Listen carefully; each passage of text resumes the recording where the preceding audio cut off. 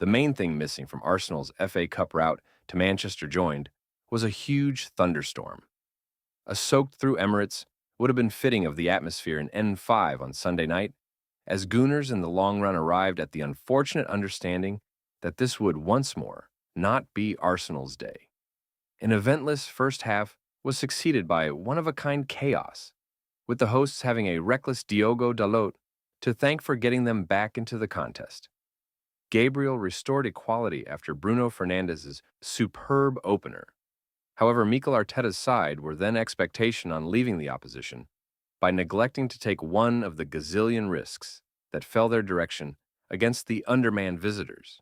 A possible loss in the shootout covered a grim week for Arteta's side, and the first box the Spaniards undertaking for a long while.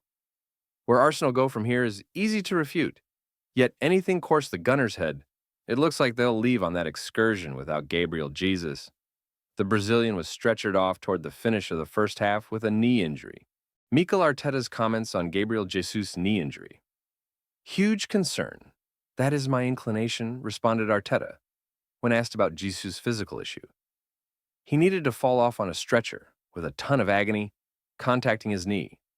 It's not looking great. I think it is the other one, and not the knee he harmed at the 2022 World Cup. Jesus went through surgery on his right knee and was out for a long time as a result of the previously mentioned World SIP injury.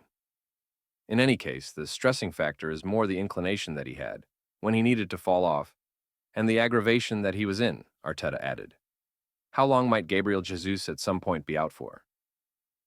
Us separated subsequent to endeavoring to challenge Bruno Fernandes on the edge of the Arsenal box.